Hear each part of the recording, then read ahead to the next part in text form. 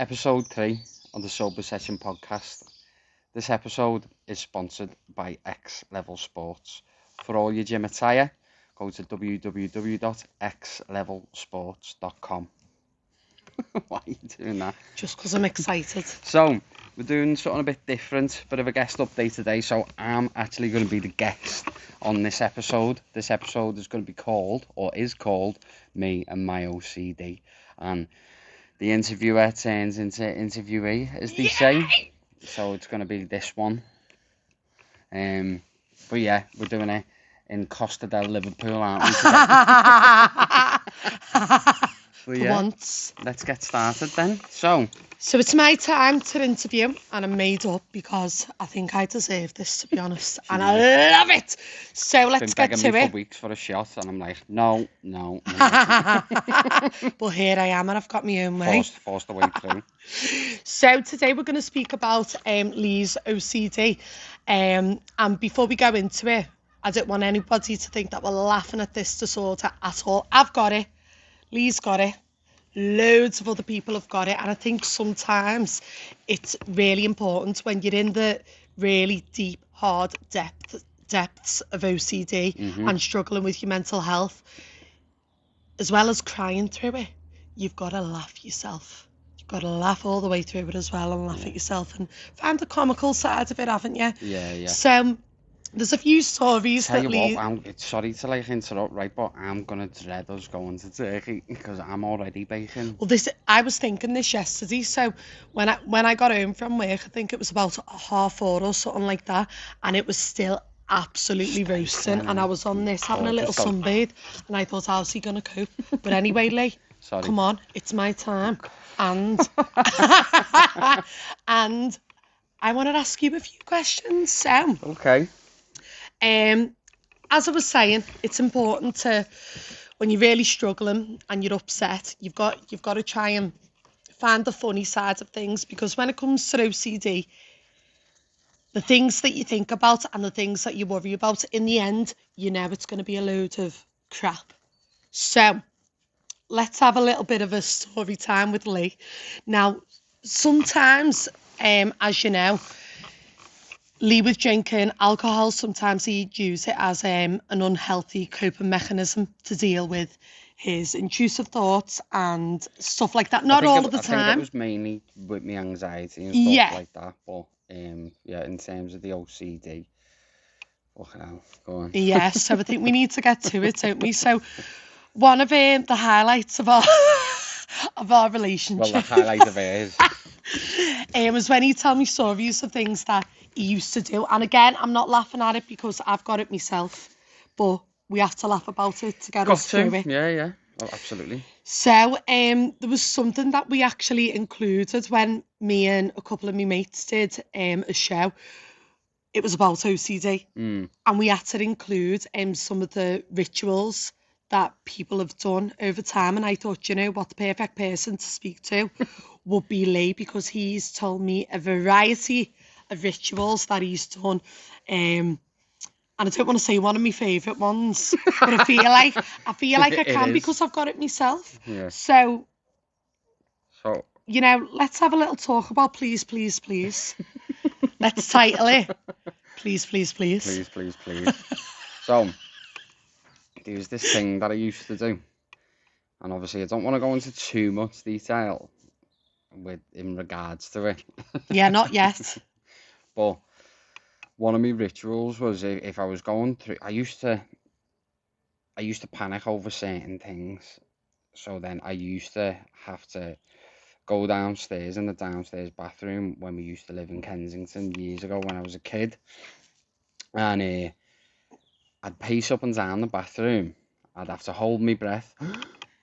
But then if that wasn't good enough, I used to have to go up to the wall, like really, like this close. The tiles. Like this close to the tiles, and be like, please.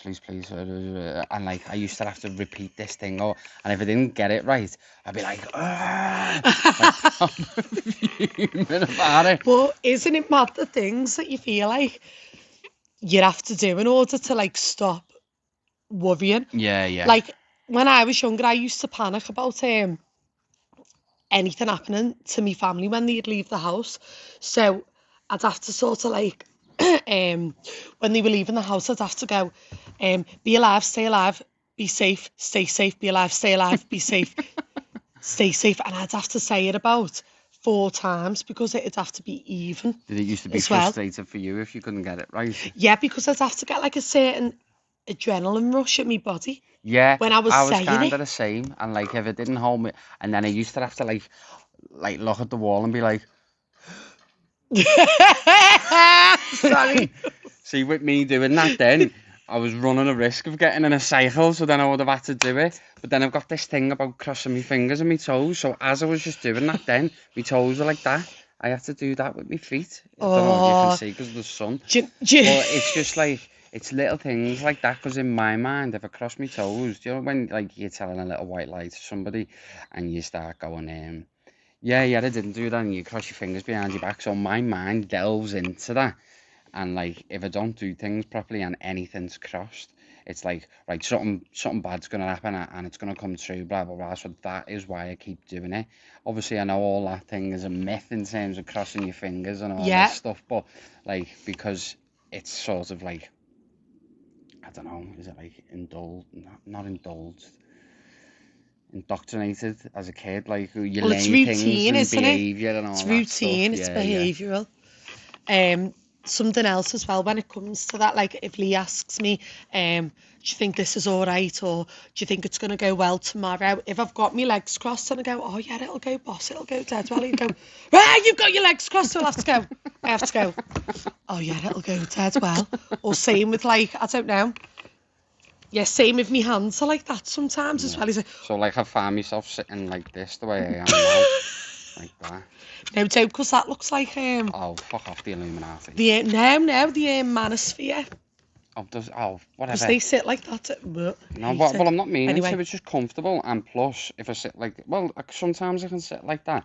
But I think, like, if I'm speaking and or saying certain things, I'll have to say it again and unthingy my hands because of the way I am. Like, but yeah. It is just behavioural, and like, I think if you've had OCD since you were a child as well, and it hasn't necessarily been diagnosed, and nobody's picked up on it, like your parents haven't picked up on it, and they just think because you're a weirdo. But no, and I'm only saying that as well because like I've got it. You know what I mean? And it wasn't a thing that's like mental health. We were born in like the 90s, and it's just something that I just cracked on with it kind of thing. And like you don't get me wrong, I could go to my mum and dad with anything, and I used to do me ma's head and me dad's as well, but like I used to go to my ma because living with my mum and stuff when we were younger. Anyway, I used to go to her a lot. Like, she used to go to bed. I used to have to pop my head around and go, thank you, mum, thank you. And then I go, I haven't done that right. And then I go, did you hear that? Did you hear that? And she'd go, fucking go to bed. And like, if she watches this, she'll know exactly what I mean.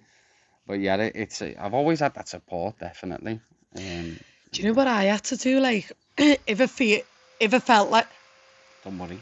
If I felt like anything bad was going to happen to me family, so these thoughts would always come up at night time, and I'd always think, right, if I don't do a jump or do like a certain movement, something's going to happen to me mum or my dad in the sleep or my brother, so I'd have to go. Stuff like that, or I'd have to go. Like I used to... Like, it's mad, isn't it? I washed my hands, didn't I? But like, you used to wash your feet, didn't you? Oh, yeah. So that's how it started for me, like, as a little kid. The way this has turned into, like, sorry, just dead quick, the way this has turned into, Ellie was meant to be asking me questions. But have you noticed what she's doing here? Me.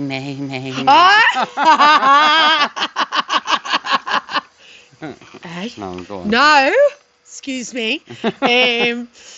No, you're making me feel like that now. Oh, I'm joking. Just like his baldy hair, by the way. I like it. Baldy hair? Bald head, yeah. I need to put some cream on it. All right, stop yeah, you now. too. Factor 50. Anyway, yeah, it's mad, isn't it? So when I was little, when it first started, when it first serviced, the OCD, I think I must have been about like 7 or 8 or something like that. And it all started with cleanliness and making sure I was clean and there was nothing on my hands. And I'd be convinced that I'd catch something or I had like wee or poo on my hands if I never cleaned them. So every time like I'd be outside and I might have not have necessarily have been anywhere. I'd just feel something on my hands and I'd feel like it was there, so I'd have to go and wash them. Yeah. Obviously, my OCD's developed over the years, as has yours as well. But sometimes I'd have to get my feet in the bath and just give them a proper scrub. And I hadn't even been anywhere. And there was this one year where my mum had taken us to Somerset, my brother, and she had mates who lived over there. So we all went over, and obviously all the kids, and we were kids at the time, we were all out in the garden, no shoes on, no socks on. And I don't know what it was, but at 11 o'clock at night, I was still convinced there was something on my feet. So I thought, no, do you know what? Right, get out of bed, jump in that bath. So we jumped in, never had a bath or anything. I just had the shower head and I was like that on my feet with the shower head. But I was like that. Tell them what your mum in the bath. thought it was. And my mum is going, there's a fox in the bath, because we were in Somerset. So I'm thinking, I'm bearing in mind this house was quite big, and so I was on like... Sorry, you do realise we're doing this in the back garden. Oh, it's all right. No, do you know what? It's a good story for people though if they're out and about and they're in the garden. They'll be a bit entertained, won't they? Next door's gone. Oh, she'll love it. Yeah, so I was like that in the bath. And my mum's going, oh my God, there's a fox in the bath. Quick, kids, get out. She wasn't talking like that, but we were on the third story of the house as well, so I couldn't quite hear what my mum was saying. And I was thinking, oh my God, is there a burglar in the house? But I went down and she went, Ellie, I think there's a fox in the house. And I went, what do you mean? And she said, I heard loads coming from the bathroom. And I went, oh no, Mum, it was me in the bath. And she went, what are you doing in the bath at 11 o'clock at night? And I went, oh Mum, I feel like there's still something on my feet. And she was like, oh, don't start.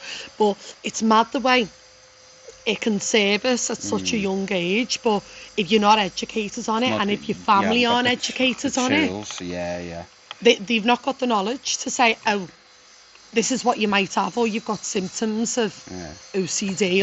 Well, speaking about like you washing your feet and stuff, it wasn't necessarily your hands, but it was my hands. And to be fair, like obviously it was bad with my hands. Like anything that remotely looked like blood, like I had to wash them. I don't know where it came from. It must have been something that I saw on the telly, and it triggered me. I've always had a fear of like getting any form of disease and stuff like that, and it got to a point where I was washing my hands that much, me skin on my hands, I was peeling. I don't know if I was drying my hands out that much or whatever. But again, like for me, because there was no educational around it, because obviously, especially with either schools or like my parents, no one knows, and it's difficult to sort of come to that. Eventually, I just stopped. Do you know what I mean? Like, I got annoyed and sick of it, but then it always moves on to something else. So now I have a habit of like wiping the fucking toilet seat to the left or whatever. I don't know why. Or doing that with the toilet roll. Poor Paula's running out of fucking toilet roll. Well, I don't do it as much now, do I? I actually don't, to be fair.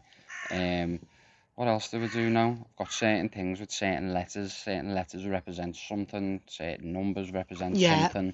And like, just for example, like 666, like that supposedly represents the devil. So anyone, don't get offended by me saying it, but it fucking doesn't. And just stuff like that, really. That like just for years has always been a kind of. You've got a potty mouth, you know. It's my podcast. I'll say what I want. Yeah, come on. See, above the station already. I'm only messing.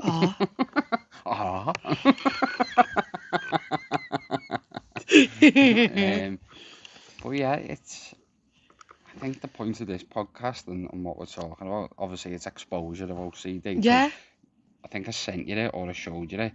That girl online who mentioned one of her OCD intrusive thoughts, and she was getting slated for it. Yeah. People were going, oh, that's an excuse for people who are actually like that now. And it's like, well, no, it's not. because I understand, I get it, you understand, and Yeah. stuff like that. You totally get it, and it's like, I think for people who are like quick to judge and don't get it, like, it's like living in my fucking head for 5 minutes. Yeah. Do you know what I mean? Even yours. Do you know what I Yeah, mean? yeah. And it's education on it, isn't it? And like I feel as though now, I don't know, like So what is it the that what is younger it that you do generation. though, just so we can tell people, like, because you've, if anything, you've taught me. Well, like, what is it that like you sort of do? It's like all about sitting with like your Yeah. emotions and stuff, isn't it? Any anxiety, like any anxiety that you get, although it's hard and you feel like you want to fix it, don't you? Yeah. You feel like that need to fix it immediately, like you're in danger. It's like there's a false alarm going off in your brain, like, oh my God, I've got to sort this out now so I feel better. And this goes for any type of anxiety, doesn't it? Like, Yeah. well, I don't know, to be fair, but I know, like, obviously, like, through that, when you've had therapy for OCD, Yeah. Yeah. they've always encouraged you to sit Sit with with it. it, Yeah. sit with your emotions, It's carry so on key. with your day. Yeah, it's so key. Don't let it stop you from getting on with your life, because anxiety can be, It's all about breaking that cycle, isn't it, Ella? And like, yeah, what was you? Because you've had and it is hard. you've had a really good therapist, haven't you? And like, Yeah, she always used to say to you, you can't speak to Lee about it. yeah. You need to break that cycle, don't you? Yeah, of being, yeah, when you're anxious, and because I think it's so easy, sorry if you're, it's so easy for some You feed people, into it, yeah. and it's so easy for everybody when they deal with anxiety and struggles with the mental health, for you to just get hung up on staying in bed, not getting up, not getting a shower. But we've always been told, do the opposite of what you feel like doing when you're I in have that done that though. situation. I don't And know if it's, you have, in terms of sitting in bed. Sorry to interrupt. oh God, yeah. Like, I've done that. Like, When I felt down, I've I've lost thought, major weight through it all. and I think that, you know, that happens with even people who But I think that's have, periods, haven't isn't it? necessarily Yeah. been diagnosed with you know, anxiety or anything like that, where you felt down and you thought, no, I'm just going to sit in bed, and it feels like it's the right thing to do, but in reality, it makes you feel worse. So it's Yeah. behavioural. When you change your behaviour, that's when you know, signals are sent to your brain, like, actually, I'm all right. I can get on with my day. Yeah, I can deal with what I'm getting on with. And, you know, we're by all means, like, we're just coming from advice that we've always been given. And lived in No sort of experience. therapist or anything. Yeah. But, you know, it's important to No, spread but awareness and to spread like, what we know. I'm always a believer in the sense of, and like, when we, especially when we went on the BBC the other day, Kev mentioned about like, anyone with lived in experience is as good as a counsellor, and I totally agree Yeah, with that. yeah, So like, it's not us offering advice, it's just us saying what we've done and how yeah, we've coped with it. And I believe, and I can guarantee that would probably help a massive percentage of yeah, people. It's just knowing, it's just tackling that anxiety head on. And like, I always see it as like, I treat it as like a best mate or one of my mates. It pisses me off. It helps me in terms of my creativity, because you always say to me, like, the most creative people are the ones with, yeah, like, not OCD but mental health and stuff yeah, like that. So like, overactive imagination, like, so you can use it to you can use it to your benefit. It also, sorry, I keep coughing. it's also trying to like distinguish the fact between like when you're overthinking a situation and you need to make an important decision on something, or you're actually overthinking. So it's like trying to find that balance, and that just comes with years of sitting with your emotions, doesn't it? And rationalising things with everything, because It's behavioural and yeah, it's practice yeah, and restructuring the way your brain is, which can be done, but that's through behaviour, yeah, isn't it? But yeah, I just think it's important to bring awareness to it. yeah. Um, and it's important to, even though it's hard and even though you cry through it and you get so You frustrated, feel you've sick, you got don't to want to do anything. you've Yeah. got to look back and you've got to go, oh, do you know what? You'd That be was quite funny. you'd be Was quite fucking funny, you know, when thankful you that, look back on yeah, it. you'd be thankful that you went through all that, and you'd be thankful of the fact, like Alicia said as well, you can sit back and laugh at it. In the fucking moments, it's the most horrifying, horrific Yeah, fucking thing you can go through, horrific, can't you? horrific. Innit? Yeah. But like, we laugh at it now. Like, But yeah, it's just like education and stuff like that. But what we'll do then, I've enjoyed that. It was only a short episode, quick 20 minutes. Yeah, and it was probably more of a general chit chat, wasn't it, than Ellie asking me questions, because she was like... No, but that's how it goes though, isn't it? It is. You know? It is, and now we're going... And hopefully it was like... for some lovely breakfast, a little aren't bit, we? I don't know, anybody who struggles, hopefully it helped you in any way, shape or form, I don't know. But like we say, you know, it's important to just, you know, try your best to get on with your day. And it's so hard, but behaviour It's key. is key. And distractions Behavioural, as well. yeah. I always say, like, if you're coming off the ale, distractions key, and it is, and it all runs through the same because it's all up here in your head. Yeah. But yeah, don't forget to hit that like button, subscribe, leave a comment as well. Yes, please. I always forget to say these on the end of episodes. But yeah, fucking do it. I'm only joking. And also follow us on Instagram, Wick Foundation, Sober Session Podcast, and _Wick_walk. Bye.